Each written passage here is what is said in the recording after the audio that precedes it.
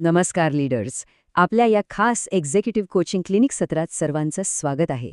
आज आपण काय पाहणार आहोत तर कामाच्या ठिकाणी संवादात येणाऱ्या अडचणी, गुंतागुंतीचे वाद अगदी सहज कसे सोडवायचे. हे विश्लेषण सुरू करण्यापूर्वी एक छोटीशी विनंती, लगेच खाली जाऊन लाईक आणि सबस्क्राईब बटन दाबा, जेणेकरून असे महत्त्वाचे विषय नेहमी तुमच्यापर्यंत पोहोचत राहतील. चला तर मग थेट विषयाला हात घालूया. आजच्या या सत्राचा रोडमॅप असा असणार आहे.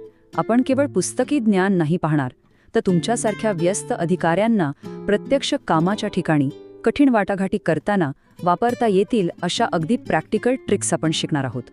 भाग पहिला कोचिंग क्लिनिकमध्ये आपलं स्वागत आहे. ऑफिसमधले वाद नेमके का होतात हे आधी थोडं समजून घेऊया. आपल्या या आजच्या विश्लेषणाचा मुख्य आधार आहे माइंड लाईन्स. सोप्या भाषेत सांगायचं तर शब्दांची जादू. आपण जे बोलतो त्याची योग्य पुनर्रचना म्हणजेच रिफ्रेमिंग केल्यास कितीही अवघड वाटाघाटी अगदी ग्रेसफुली हाताळता येतात.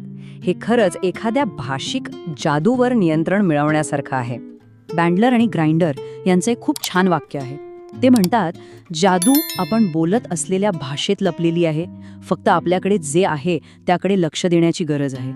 विचार करा, बोर्डरूममध्ये वाद सोडवण्यासाठी लागणारी सगळी हत्यारं आपल्याकडे आधीपासूनच असतात.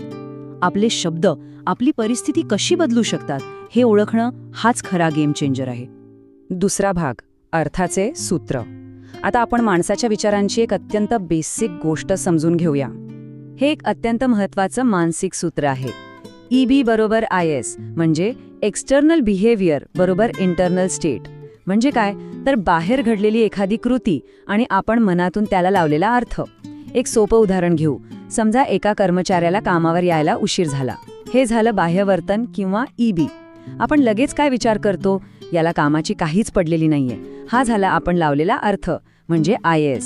एका साध्या कृतीला आपण किती मोठा अर्थ लावून बसतो, नाही का? अनेकदा काय होतं, मॅनेजमेंट फक्त बोलतं, प्रत्यक्षात काही करत नाही. याचा अर्थ त्यांना आमची काळजी नाही. अशी ताठर समीकरणं जेव्हा आपण बनवतो तेव्हा संवादात मोठी दरी निर्माण होते. पण जर आपण या कृतीमागील अर्थाची थोडी सकारात्मक पुनर्रचना केली तर वर्कप्लेसवर निर्माण होणारी सगळी निगेटिव्हिटी आपण मुळातच नष्ट करू शकतो. आता इथे आपण एक क्षण थांबूया.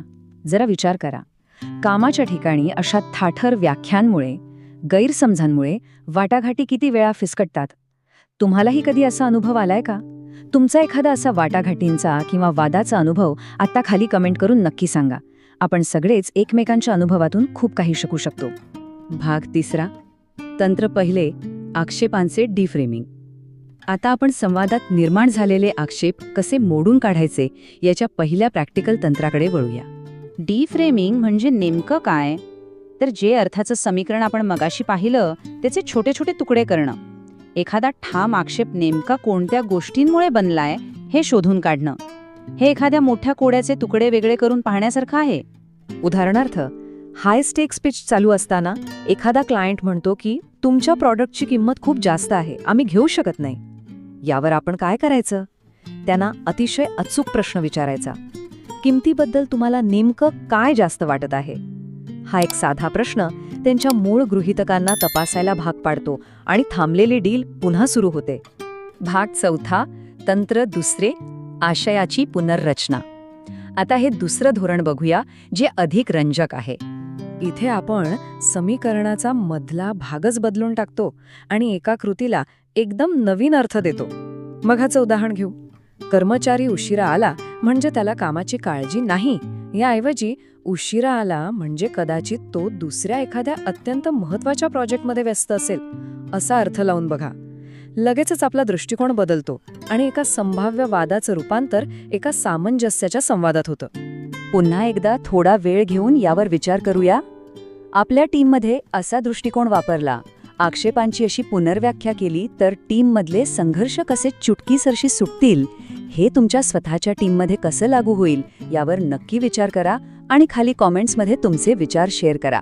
आणि हो, अजूनही चॅनल सबस्क्राईब केलं नसेल तर आत्ताच करा. भाग पाचवा, तंत्र तिसरे, सकारात्मक हेतू.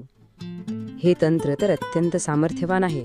सुरुवातीला जे वर्तन आपल्याला खूप नकारात्मक किंवा असहकार्य करणारं वाटतं त्यामागे एक पॉझिटिव्ह इंटेंट म्हणजेच सकारात्मक हेतू शोधायचा. जसं की कुणी किमतीवर आक्षेप घेत असेल तर त्यामागे त्यांचा एक जबाबदार आणि योग्य खरेदी करण्याचा हेतू असू शकतो. मॅनेजमेंटने टीका केली तर त्यामागे उत्कृष्ट कार्यपद्धतीची अपेक्षा असू शकते. असा विचार केला की एकमेकांना दोष देणं आपोआप थांबतं आणि मिळून समस्येवर उपाय शोधायला सुरुवात होते. भाग 6 एक्झिक्युटिव्ह संवाद कौशल्यावर प्रभुत्व मिळवणे. आता या सगळ्याला एकत्र कसं आणायचं ते पाहूया.